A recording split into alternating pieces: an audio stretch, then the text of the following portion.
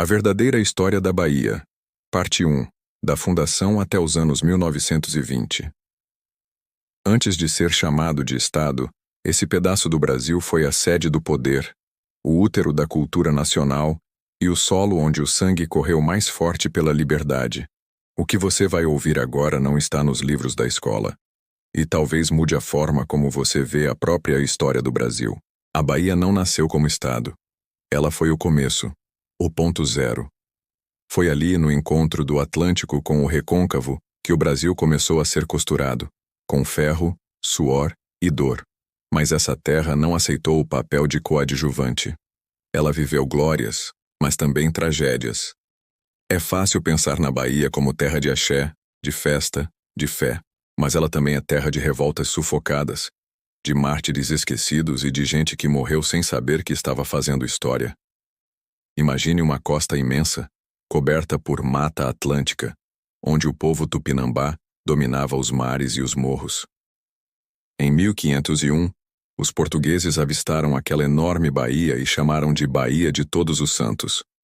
E foi por essa entrada que, em 1549, chegaria o primeiro governador-geral do Brasil, Tomé de Souza, com sua comitiva de soldados, padres jesuítas e sonhos de colonização. Ele fundaria Salvador, a primeira capital do Brasil, uma cidade planejada para ser o centro do poder político e religioso da colônia. Mas desde o início, a cidade pulsava contradição. Ao mesmo tempo que se erguia uma catedral, erguiam-se pelourinhos para açoitar escravizados. A Bahia foi o primeiro grande entreposto do tráfico negreiro no Brasil. Centenas de milhares de africanos foram desembarcados ali, vendidos, torturados e forçados a construir igrejas, casarões e engenhos. A dor negra está inscrita em cada rua de paralelepípedo, em cada batuque do candomblé, em cada prato de acarajé. Mas a história da Bahia não se escreveu sozinha. Ela foi forjada por personagens que desafiaram o império, a colônia e até a própria morte.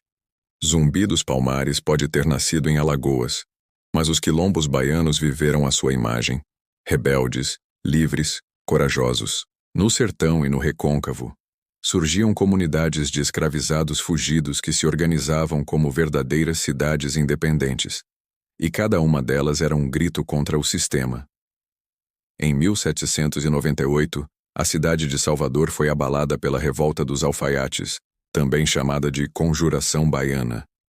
Um movimento liderado por homens simples, soldados, sapateiros, alfaiates, gente do povo.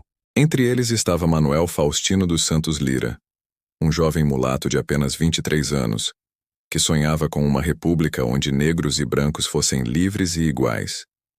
Ele foi enforcado em praça pública e seu corpo esquartejado como exemplo. Mas sua ideia, essa não morreu. Em 1822, o Brasil declarou independência, mas a Bahia, não. As tropas portuguesas permaneceram em Salvador e o povo baiano foi à guerra. É aí que surge Maria Quitéria, mulher que se disfarçou de homem para entrar no exército e lutar pela libertação da Bahia. Montava a cavalo, atirava e comandava. E ainda teve Joana Angélica, freira que tentou impedir a entrada das tropas portuguesas no convento da Lapa. Ela foi morta com uma baioneta no peito. Suas últimas palavras teriam sido: "Para trás. Respeitem este recinto sagrado." Em 2 de julho de 1823, os baianos finalmente venceram. Expulsaram os portugueses e consolidaram a independência do Brasil.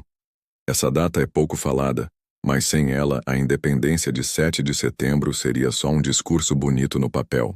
Outro nome ignorado nos livros é o de Maria Felipa de Oliveira, mulher negra e marisqueira da ilha de Itaparica.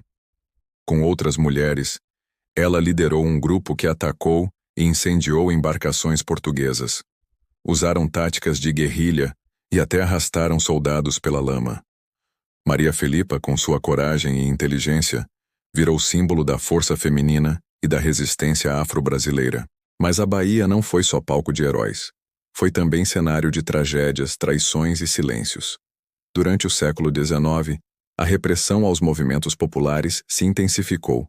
Os revoltosos de Canudos, no sertão baiano, foram massacrados pelo exército em 1897. Mas essa parte fica para a parte 2. Ainda assim, os sinais de tensão já apareciam antes. Uma elite escravocrata tentando manter o poder, enquanto a maioria da população vivia na miséria. Com a proclamação da República em 1889, a Bahia esperava mudanças. Mas o que veio foi a troca de coronéis. A velha elite rural continuou mandando, agora com outro nome. As tensões sociais cresceram nas cidades, e os movimentos populares como os malês, muçulmanos africanos escravizados que organizaram uma revolta em 1835, eram tratados com brutalidade. A revolta dos malês foi um dos maiores levantes de escravizados urbanos da história do Brasil. E foi abafado com violência. Você sabia disso? Pouca gente sabe. Enquanto isso, Salvador continuava bela e ferida. Suas ladeiras contavam histórias que ninguém queria ouvir. Essa Bahia, ela não pediu para ser palco, mas virou protagonista. Pagou caro por isso. Pagou com sangue, com silêncio, com esquecimento. Mas ela não esquece, porque a história não vive nos livros. Ela vive no corpo do povo. Se essa parte da história te emocionou ou te chocou, curta, se inscreva e compartilhe. Essa é a verdadeira história do Brasil que ninguém mostra, e que o povo baiano carrega no peito como cicatriz e orgulho. Mas isso foi só o começo. A partir de 1920, o que parecia estabilidade virou caos. E o que vem a seguir, coronelismo, guerras internas, ditaduras e resistência cultural, vai mudar a forma como você vê esse estado para sempre.